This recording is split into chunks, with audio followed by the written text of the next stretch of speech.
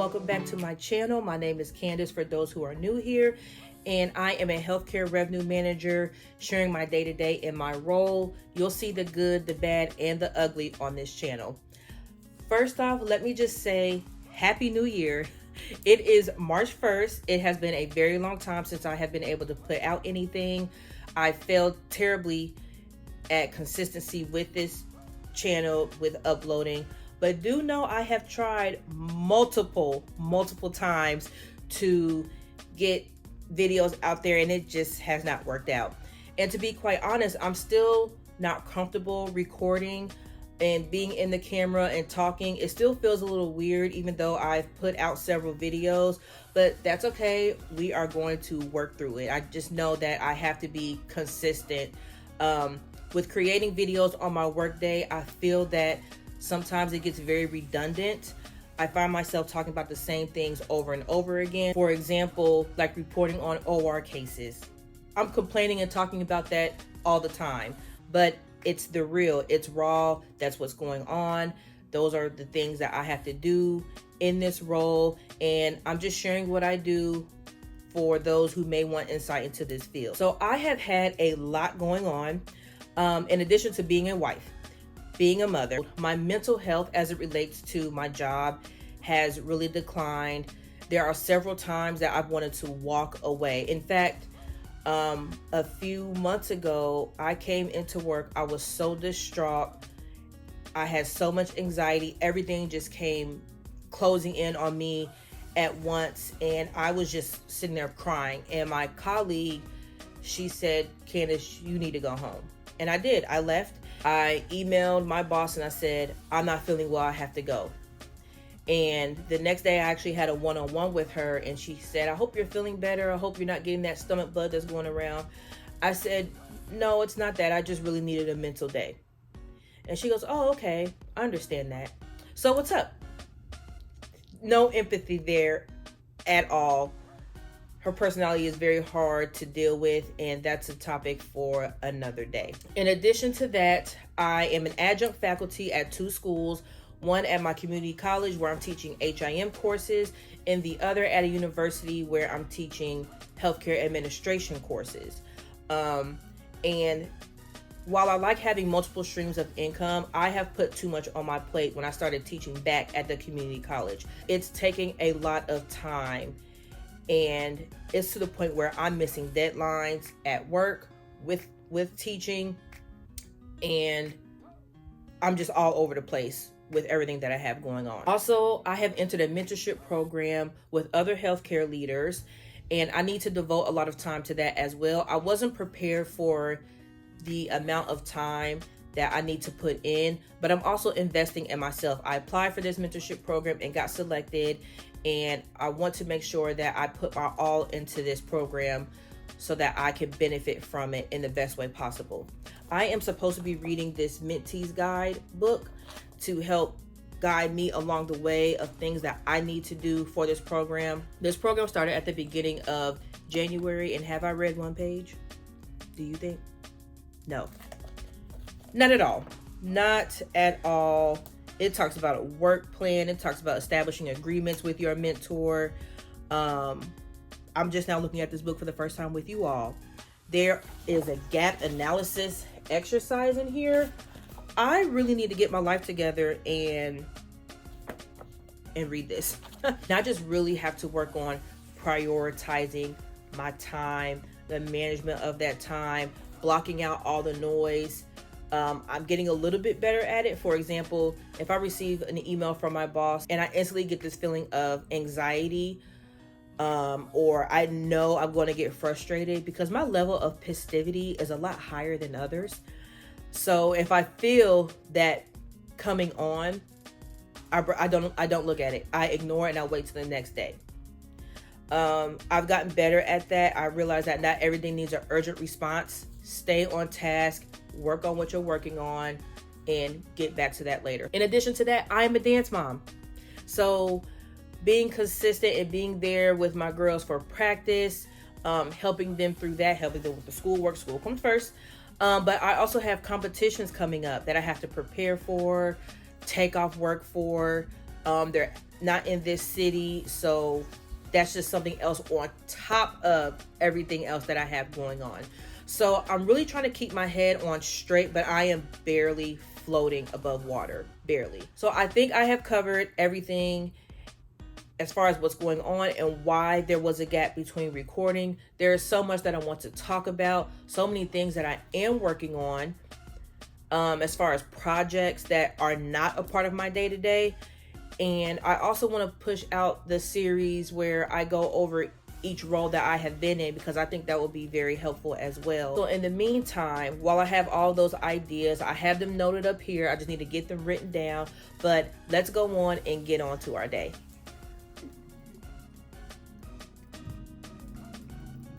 All right, so one of the first things that I have to do today is the charge review inventory. I have had a provider who has refused to update their attestations because he didn't agree with the code for co-surgeries. And we had dates of service from November still sitting there, but I finally reached out to the chair of my department and I said, you know, we have this amount in charges that are pending. And I'm still looking and they're still here. So I believe this doctor has completed them after the chair spoke to him about it. So because these are not cleared off the list from a coding perspective, I just need to check to see what the status of this is, because my boss reviews this too. And she's on me about this and she's asking, well, what are you, I need you to explain to the chair on what you're doing to get these completed. Well, boss, I need you to help escalate this because I've done all that I can do. Now it's your turn. So in turn, that's when she had me reach out to the chair, and I believe we have this squared away, but we're going to see. But the number of charges that were pending has gone down, so that's good. Another thing that I'm working on is potential missed charges. I talked to another revenue manager and they found that some of the providers are not charging for any consults while they're on the unit. So I want to run an audit myself to see if I'm seeing the same issue, because if so, then we need to do education there. Another thing that I'm working on is an issue of inpatient only codes being denied because the patient was placed in outpatient or observation status.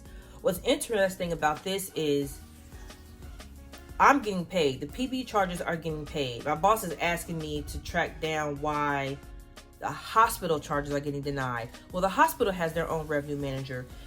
It has been extremely frustrating to try to figure out what the process is, and on Friday is when I lost it. She says, please explain the process so we can share with the providers. And I emailed her back. I said, I don't know the process. Please give me a call. And when she gave me a call, by that point, I was already in tears because of the frustration, because every time I look for an answer, I get shot down. You don't need to know this. Just focus on this. I'm really big on process improvement, so I can look at a workflow and see, oh, here's where the gap is. Now let's fix this. There's a gap somewhere in the process to where when you schedule the patient, the patient is not getting scheduled in the right setting. I was talking to the senior and we weren't even sure of what the right wording should be, but the patient is not getting scheduled in the right setting, or there's not an alert letting the physician know, hey, this is an inpatient only procedure. We need an inpatient order. Of course, it has to meet medical necessity and things like that. But there's a gap somewhere, and I've been trying to figure this out. I asked for a work group to be created. I included everyone that I could think of that I knew to contact, and silence, nothing. So when this came back around again, and I'm getting asked to figure this out, I can't figure it out if I don't have any help. I'm happy to help in any way that I can, but I don't know what I don't know, and what I don't know, I reach out to get the answers, and I can't get them. These are examples of where I need my boss to step in, and she can't do it. So what am I supposed to do? I'm also in the middle of putting out provider reports These are typically due on the 25th, but because we have a lot of other stuff going on, I'm waiting on the financial analyst to do their part, and I can then consolidate my information because my information is done. I'm just waiting for the reports from him to be uploaded, and then I can send those out to the providers because they are waiting on those. I never miss a deadline. If anything, I get them out before the deadline. So the fact that they were due on the 25th, which was on a Saturday, but now it's the 1st and it's a Wednesday, that doesn't make me feel good. At the same time, it's really out of my control, and the reports are still slowly coming in. So let's go ahead and get this day started and go from there.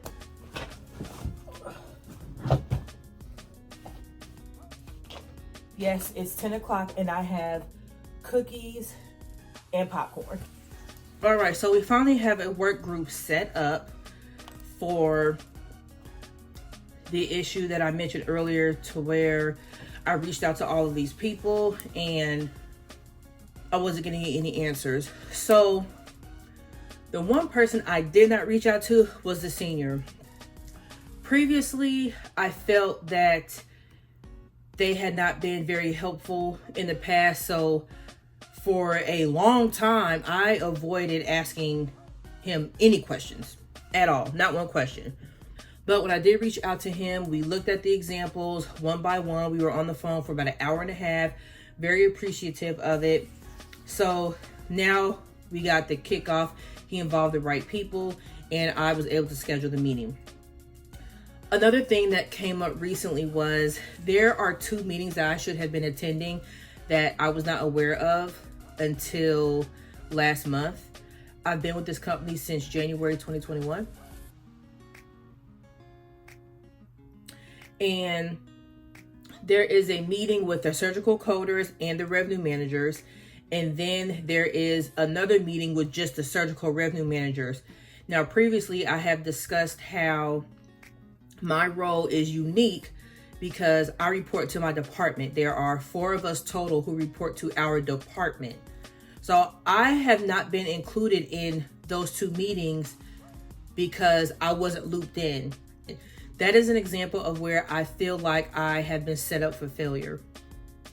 If I'm not able to collaborate and reach out to other people to help optimize revenue overall, then how am I supposed to be successful? There are a couple of people that I have been able to reach out to, but I'm always asking just those 2 people questions all the time. So now I'm hope that I feel more comfortable asking, this group of the surgical revenue managers questions that can help me, with certain things.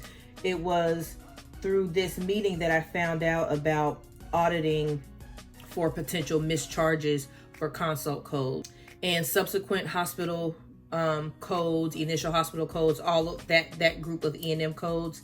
So I'm glad that I got that out the way, and then I'm glad that I was able to get added onto those meetings so I can help learn from other revenue managers that may be dealing with the same issues that maybe I wasn't aware of or that I'm actually dealing with too. Well, here is the pre-suspension and suspension list. Gosh, I cannot say that word today. And how many of my doctors are on here? One of my doctors are on the two of my doctors are on the pre-suspension list. So let's see. I need to get that email sent out to them. Who's on the suspension list? Nobody. So that's good. So I'm going to get this email sent out. And I really can't do nothing until I eat this popcorn. I'm starved. I got butter all on my keyboard and stuff, and that's just not what's up. I'll put some seasoned salt on here too. And this is that Orville Redenbacher extra butter. Listen, baby. My neckline and shirt is wrinkled as I don't know what. The joy of working from home. I might put on a different shirt when I meet with my boss though. Luckily my hair is even brushed and I put on some earrings, but I did it for y'all. See, this is what's irritating. I set up the meeting. The director told me to include this person. She hasn't accepted the meeting, but she asked me to elaborate. I sent her the thread. I sent her the examples. She goes, I'm confused because those were all surgeries posted at op time, as are all surgeries. No surgeries are posted via Radiant. If you don't just join the meeting like I asked, then we can come up with a solution to these issues. Not all cases are posted via op time. There are procedures done in the IR suite. Let me clarify this. For clarification, there are procedures that are done in the IR suite. Not all procedures are done in OR and scheduled through op time. I continue to get pushback. I'm deferring to the senior because I cannot. I am so fed up with this issue. I cannot. See, I feel myself getting worked up. I can't do it. And this lady is I don't know how to say it nicely. Ooh, do they still want to meet? She's not the most pleasant. She's very, I don't know if the word is very direct or if she's just something else.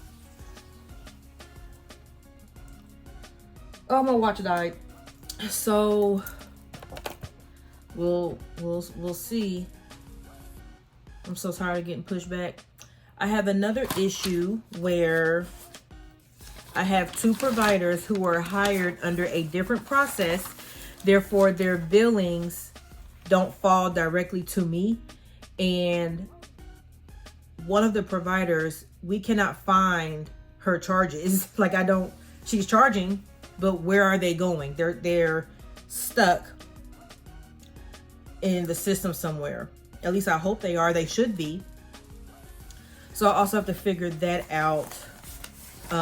She's participating in surgeries also, but when you are an APP and you have the surgeon, the APP, and a resident in the suite, you cannot bill for the APP because a resident is participating. There's a specific guideline from CMS on that, so that's just an overview of what that means.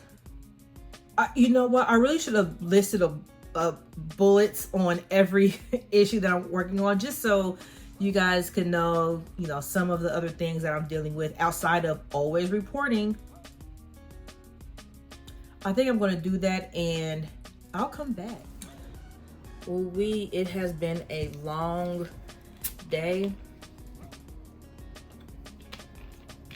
And the way my personality is set up, first of all, we lean with it and rocking with it. The way my personality is set up, I can't. So it is 4:43. There are still a couple of items that I want to get checked off. My one-on-one went okay with my boss. No, I did not change this wrinkled ass shirt. And then also, I think I stated this earlier, but diving into the workflow for inpatient only procedures that are scheduled or that are billed on an outpatient claim. So the patient was never admitted to the hospital. What else do I have going on? Just working on running reports for potential mischarges, finding more examples for this inpatient to outpatient case, and keeping my head on straight. There's the terminology. You have to be really careful with terminology, and knowing how it's used. I'm not talking about medical terminology. I'm talking about the language of the organization, or the language that correlates to your workflow. So you say surgery or procedure. Some people use that interchangeably. In this instance, I used it interchangeably. We have procedures that are done in the IR suite. Surgeries are done in OpTime. But some of these procedures that are done in the IR suite are also done in OpTime. So is it considered a surgery or is it considered a procedure? I don't know. She goes, I know that cardio and IR are scheduled differently. I didn't realize the one example out of 3 was not a surgery. In my world, cardio/IR are procedures and everything else is a surgery. Semantics with a smiley face. Mm-hmm. So I emailed back. I said, right. Smiley face. If needed, I can work with my HB counterparts to see if there are more examples. Then I kept looking at the email. I was like, dang, I shouldn't have emailed that. So then I started feeling bad. I'm like, I shouldn't have said that. No, not all procedures are done in OR. But she kind of hit me with the same thing. Those were all surgeries posted in OpTime, as are all surgeries. Again, semantics. And so I said I'll let her know if I have more examples. And she emailed back a paragraph and blah, blah, blah, blah. This is her understanding.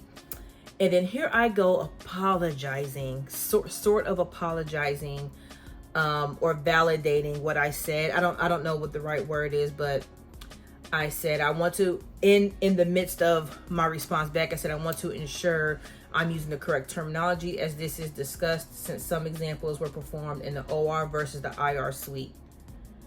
I don't know why I threw that sentence in there, but I did.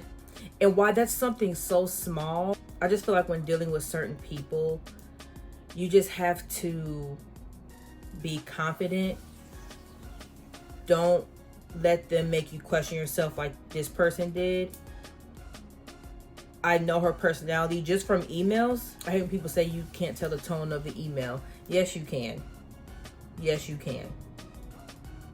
Especially if you see the behavior repeatedly. It's not just that's just how she is. I don't accept that. I don't accept that. You can be direct, but you can be nice and direct and engaging. And she still did not accept my meeting invite. I looked to see the tracking to see who accepted and who did not. She hasn't accepted it. What she's still saying is, I know nothing about Radiant, so maybe someone else will know what to do. I still need you at this meeting. If she doesn't come, you know what? I'm going to have to throw my hands up again and say, look, to the senior, I can't get this team to come on. I don't know what you want me to do. So let's see. Did she just respond back? I just answered this. Then my boss can't keep up with the timing and order of emails. You know, it's just a whole cluster. A cluster, you know what. So this is me returning back. The next time you see me will probably be at my conference. I plan on recording. I can't necessarily vlog because it's a conference, it's professional, but I'll at least be able to talk about the conference. I'll still have to work, so I'll still be going through some issues, so it'll be more of a day in my life while at a conference or something of that nature. So I'll still have work to do. I'll still have grading to do. But thank you for tuning in. As always, I appreciate your support. Don't forget to like, comment, and subscribe if you haven't already. And until next time.